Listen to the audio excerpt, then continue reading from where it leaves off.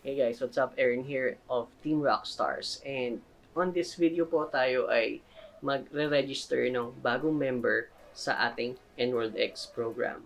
So, given the situation na nakabili na si client ng kanyang user ID, okay, ng package niya, i-register na natin siya. Meron na tayong codes, okay? So, by the way, yung codes pwedeng ma-obtain by buying it from the NWorld store. May link tayo sa baba. You can purchase it. And then, isa-send ni NWorld sa inyo via email yung inyong user ID and yung activation code details. So, let's proceed with the registration. So, ito yung ating given example. Okay? So, ang full name ng ating bagong member is Jenny Choi. And yung username na gusto niya is Jenny Johnny. Okay? Ako po yung kanyang sponsor kasi na-meet ko siya online.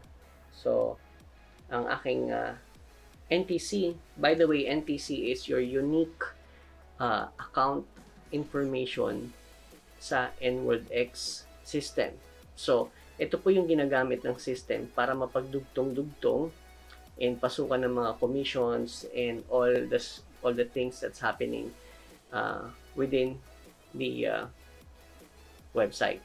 Okay? So, yan po yung ating identifier. So, NX674789, yan po ang aking sponsor, ang aking NTC number. And since hindi na po bakante yung aking left and right, wala na akong paglalagyan, ang nasa dulo ng aking left side is itong si Ma'am Angeline Grace. So, I used her NTC, which is yung NX606008. So, let's go with the registration. You can use a different browser para po ma-access nyo yung website, nworldx.com/login.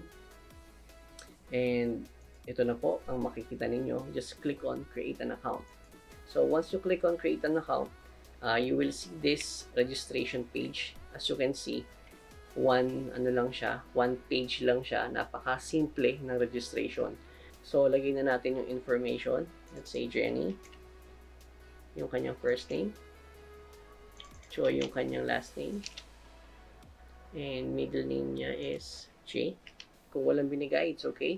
Pero pag may binigay, it's better. So, birthday niya kahapon. So, this can be replaced sa ating main profile. Pwede nyo palitan yan. And sponsor. So, sa placement details nyo, ilalagay yung NTC. So, I sponsored this Jenny. So, lagay ko lang yung sponsor ID ko dito or yung NTC number ko. And for the placement, since as you can see, wala pang left and right itong si Angeline, lalagay ko na lang siya sa left side. Yan, left side. If hindi kayo sure, it's better to communicate with your upline or chat nyo yung nag-introduce sa inyo kung saan yung paglalagyan nyo. It's okay. Kasi sasabihin naman nila kung kayo saan. And sa system, kapag trinay yung maglagay dun sa slot na hindi na bakante, mag-e-error lang. So yun. Just ask your sponsor. So, sa username, lagyan natin na Jenny Johnny. Okay? Sa password, ang normally nilalagay kong password, 1, 2, 3, 4, 5, 6. So, default natin dito. Sa user ID, dito na po natin ilalagay yung activation details. Okay? So far, this is just for training purposes. Once na ilagay mo yung user ID and yung security pin and then you click on create an account, magpa-prompt ulit ng confirmation kung gusto mong i-push yung registration dito natin kay Jenny, for example. So, once you hit OK dun sa prompt na yon, babalik siya dun sa login screen. Alright? So, once you get back to the login screen, you can test the account. Pwede mo na siyang i-sign in and yun, ibibigay mo na siya kay client and makakapag-login na siya. So, upon issuance nga pala ng ating user ID and security pin, it will only last for 48 hours as soon as it's dispatched from the office.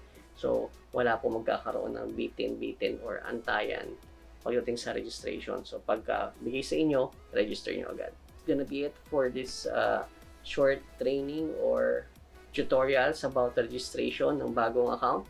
If hindi pa po kayo member ng NWorldX, it's time for you to start now. We're on the pioneering stage konti pa lang po ako nakakaalam, and this is the best time to start your NWorldX journey. Thanks for watching. See you on the next video. Bye now.